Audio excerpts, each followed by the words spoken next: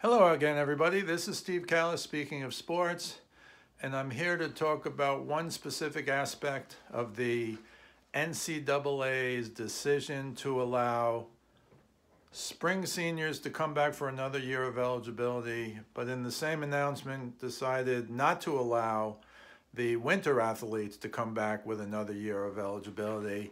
And as you know, I did a long video with my boss, Janelle Albritton, before the vote was taken, where we argued for, among other things, that the winter athletes who had, finished their regular season but hadn't played in the tournament, postseason tournament, conference tournament, or in the case of basketball, men and women's, the March Madness.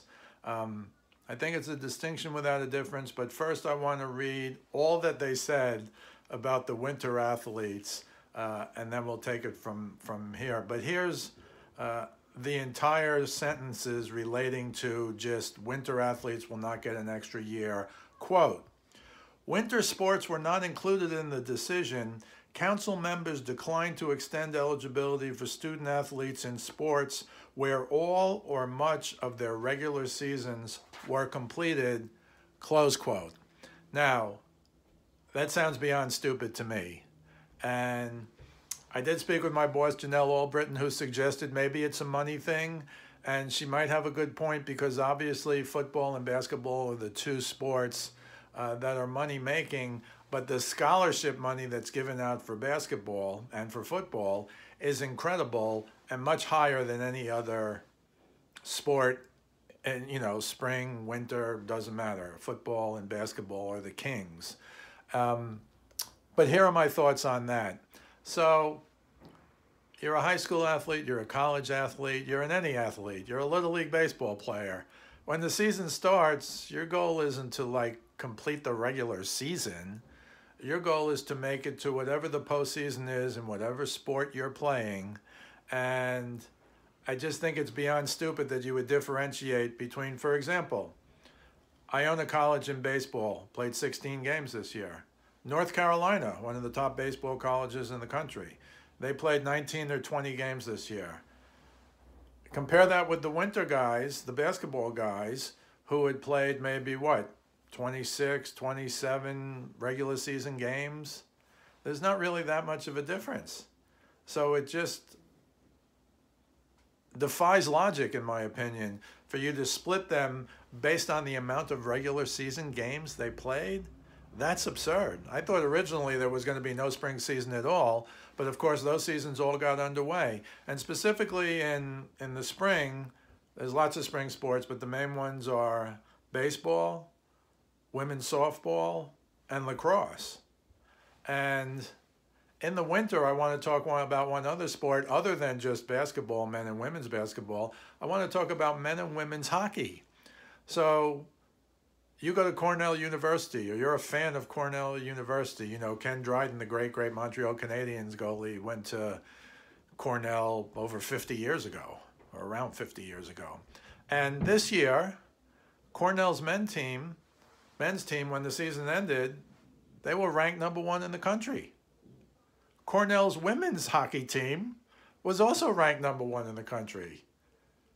So how is it that the Cornell kids who played their regular season, they didn't play that ECAC tournament, they certainly didn't play in an NCAA tournament for an NCAA championship, they haven't won one since 1970, how is it that they can't come back next year? Now, obviously there's a lot of moving parts to all of this, but I just want to focus on spring versus winter. You can see the video that Janelle Albritton and I did on the bigger picture with all the unintended consequences at westchestercountypost.com, of course. But on this specific instance, on this example, this one thing, spring versus winter, it makes no sense at all to me. Again, if my boss is right and it's a money thing, that wouldn't surprise us. But that is not what the council said. The council said, oh, they already finished their regular season, so why should they come back for another year? And the answer is very simple. You don't play for the regular season. If you're any kind of athlete, college, high school, wherever, you're not showing up to say, oh, we play for the regular season, great, now we have to end the season, it's over, oh, that's great. No. whatever sport you play in, you're trying to get to your conference tournament. And then if you're good enough, you're trying to get to the best example, NCAA men's and women's March Madness. I mean, it's $1 billion thing.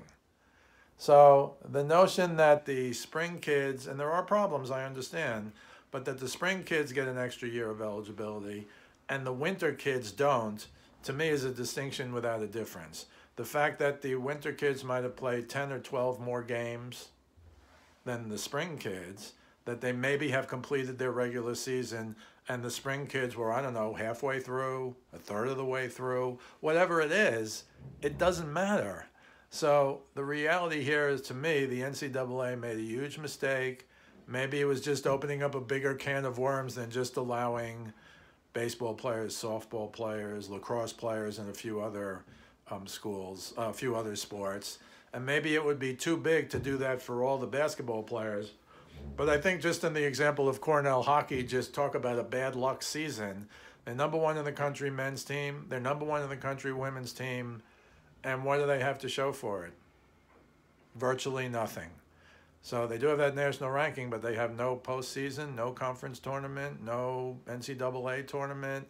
I think it's really a terrible and unsubstantiated distinction. How is it that this could be any different?